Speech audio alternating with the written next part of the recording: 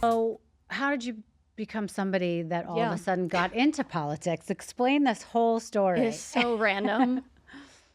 So during this time, I'm 20 years old, almost 21. Donald Trump has announced that he's running for president. I'm living in New York. Still not doing anything. Like, I'm modeling here and there, failing out of a few college classes, mostly laying in my bed, just being depressed. At home with your parents? Yes, Okay. yes. I had a lot of friends doing a lot of stupid things. Like, it was more so a way to get out and, like, feel rebellious. But And the way you knew Donald was because you were a New Yorker, like all of us who are New Yorkers know of all the things he does, but also were you a fan of, like, The Apprentice? I had never watched The Apprentice. I had known about it. Never watched it, mostly because I didn't watch TV a lot. But I had known about him mostly because Walman Rink in New York was operated and owned by him. So, like, it said Trump on the wall anytime that, like, I was skating in Central Park. That's what I knew of Donald Trump. And because I had the best, Russian babysitters in the world, and they wanted me to go out every day. And when we couldn't go to Central Park because it was raining or whatever, we hung out in Trump Tower because it was 5 floors and it was close to my home and it was cool and the lunch was great. So that's what I knew of Donald Trump. Like, I know nothing at that point. And then my brother, who is 10 times smarter than me and still my best friend to this day, looks at me one day and goes, if you want to get your act together, which you should, start listening to Donald Trump. And I'm like, what are you talking? Like, what are you saying? And he goes, just trust me. Like, he bought me one of his books and made me watch some videos. And, like, eventually I started to get it. Like, basically he was saying that Donald Trump is polling at 1 or 2% and still waking up every single day saying, I'm going to be the next president. So the whole world is laughing at him, but he says he's going to be president. And at this point, the books, just remind me, it was like The Art of the Comeback or whatever it was. Yeah, it was the earlier one. He bought me Think Big and Kick Ass. Okay, and this was about being a businessman. Yeah, nothing to do with politics. And it was mostly like, A, we love America and, like, we supported him, but it was B, like, we hate politicians. And he was running against all these generic Republican politicians. Right. I had never been a Democrat or Republican, never been anything. But the whole world's laughing at this guy. I mean, everyone was laughing at Donald Trump. He's polling at 1%, and he gets up every day, the most confident man in the world, saying, I'm going to be president. Right. And my brother Gabe is like, this is what you need in your life. Like, pay attention. So I started watching, and then... Wait, and was Gabe into politics at all? He just thought his personality loved was... Donald Trump. Like, he just started watching these videos because everyone's talking about this man, and was like, this is it. Like, this is going to be... He was confident he was going to be the next president. Like, this is the next president of the United States. My brother was going to turn 18 that year, so he was like, I'm going to vote for the first time for Donald Trump. This is our guy. Just trust me. And I was like, okay. It's like, I'll watch. Started watching a little. It did inspire me a little to get my act together. That's when I started trying to skate when my parents didn't know, and like waking up early to work out, trying a little harder in my classes.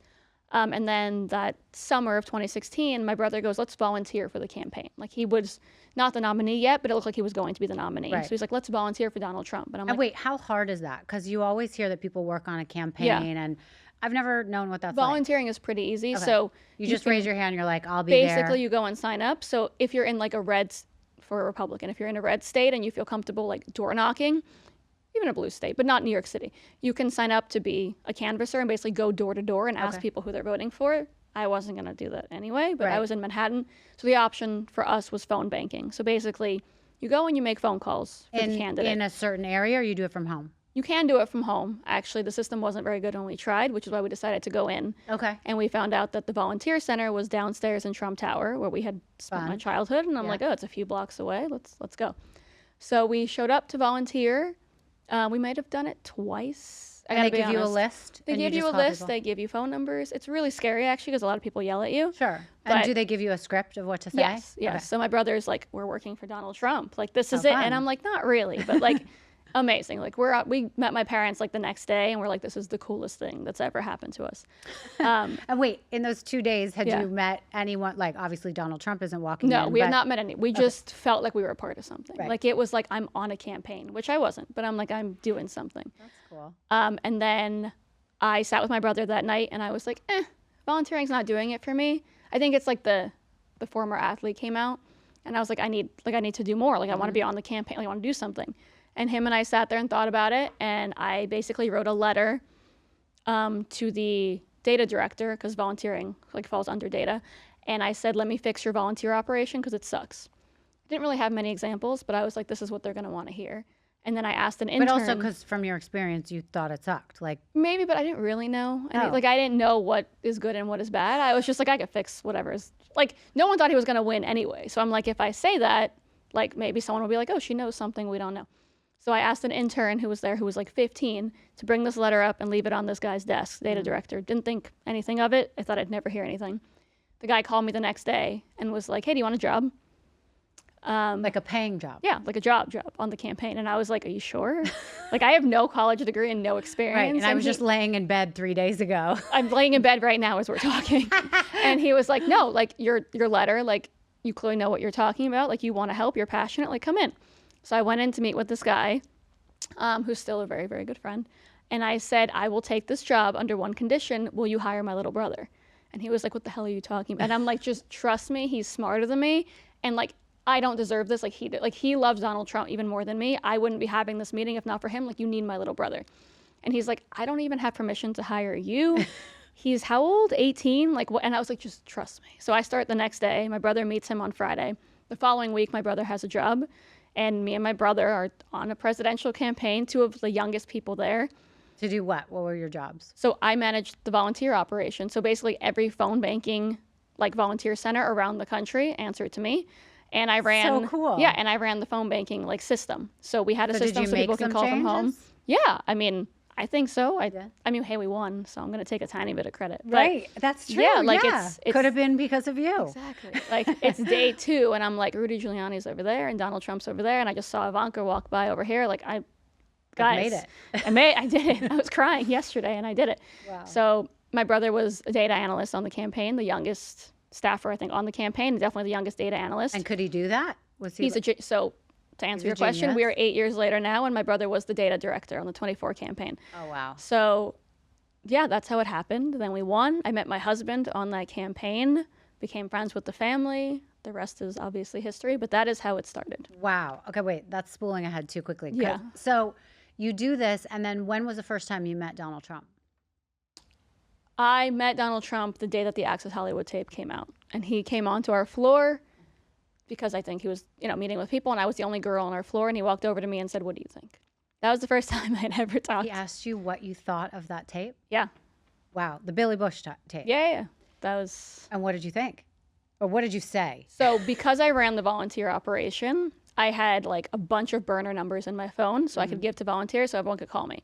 And by the time he came up and asked me my opinion, maybe 2 hours had gone by since like the news broke. And I had probably 10,000 voicemails from just like women around the country being like, do not let this man quit. We don't care. So I was all hyped up and I'm like, Mr. Trump, nobody cares. I was like, you're going to be like, nobody cares. Just keep going. Well, wait a minute. Time out. Why do you think people were leaving messages saying they didn't care? Because the entire media was saying he has to drop out. So everyone was like, I need to get a message to Donald Trump. So I had, by maybe 48 hours later, thousands of hours of voicemails that I ended up putting together and sending to him. I don't think he ever listened to it. But that's fascinating. Wait, so it's something that seems very far away, and I wasn't like intimately involved in it. So I don't really remember too much about it, but I remember that it caused a big stir. Why weren't more women upset? I think for the average American person who is voting in an election, they are so obviously just in the know that all politicians are garbage, that for them to be tricked by the media to think this, recording from 20 years ago that doesn't really say much is like a reason a guy shouldn't be president, like no one's going to believe that. Right. No one was like, hey, I need my dad or my son-in-law or someone talking like this. Like, yeah, obviously it was remotely inappropriate. Even Donald Trump was like, yeah, I only talk that way in a locker room. But no one was like, he can't be president because of this. And also, I think people telling him to drop out, that's what angered people. Like, they were like, let me decide on election day if this is the guy or not. But don't tell him to drop out because you don't like it. Like, I don't care. So you personally, regardless of the 10,000 phone calls, it didn't bother you either? I mean, not my earliest memory is my dad explaining to me who Bill Clinton was and like what happened there. So I was like, why is everyone freaking out? Right. Like, so this is also that was his personality. Like, they encouraged him to be that person. People paid Donald Trump for that personality. Right. So I was like, he was famous for a bunch of beautiful women being obsessed with him and having a lot of money and being successful. So yes, a recording from 20 years ago might not be the most presidential. Like, who cares? Like, totally get it. Yeah, like fair. I just didn't even, maybe because I grew up in New York and I'd been at Wilhelmina and, the average person might, for sure. But for me, I'm like, the fact that we're pretending this is a bigger deal than any mistake a politician has ever made that might have actually cost lives, for example, like that's dramatic and very hypocritical. Right. Okay, I totally see what you're saying. So when he asked you that and you gave him your opinion, how did that conversation end? He said, thank you. He walked away. I didn't breathe, obviously, for the entire 20 seconds. You fell on the floor. That was it. But then I didn't really establish any relationship with him or the family for a few years after that. Like, it was really, that was it. We won. And then if I hadn't met my husband on the campaign, I don't know if I'd still be involved in any way. Okay, tell me about your husband. Yes, I met my husband on the campaign. What did he do? He was chief of staff for the political team. And the political team and the data team kind of interacted because we gave our data to them to analyze politically. Okay. So he was the liaison between both teams and came down to our floor to talk a lot with my boss. I saw my husband, texted my mom and said, I found the guy I'm going to marry. She said, you're absolutely insane. Came home that night and she was like, tell me about him. And I was like, I don't know anything but his first name, but like, I'm telling you, this is it. Had you interacted with him at all? Okay, you just saw him. I had walked by as he was making a joke with one of my other bosses, and he just reminded me of home. Like, he reminded me of my dad. He reminded me of my brother. Like, I was like, this is it. Like, I've never been so confident in my life. I was 21. How old was he? 26. Okay. Like, what did I know? And my mom was like, okay, sure. Like, she thought I was ridiculous. So how did you finally start talking to him? So our floor on the campaign where I worked was where The Apprentice was shot. Okay. So it was like a giant open lot. And I moved my desk far from everybody else's because I had these volunteers calling me every 2 seconds. I didn't need to be around the noise. So I bought a basketball hoop for right next to my desk so all the guys from upstairs would come and play basketball. Smart. And eventually he came down and started playing basketball. No way. And just started talking to you? Yeah. And how long did it take him to ask you out? A few weeks. Okay. We went out on October 27th, and Election Day was November 8th. Oh. So we snuck out of the office and went to Dave & Buster's in Times Square for like an hour, and then went back to the office. Oh, gosh. We won an election together.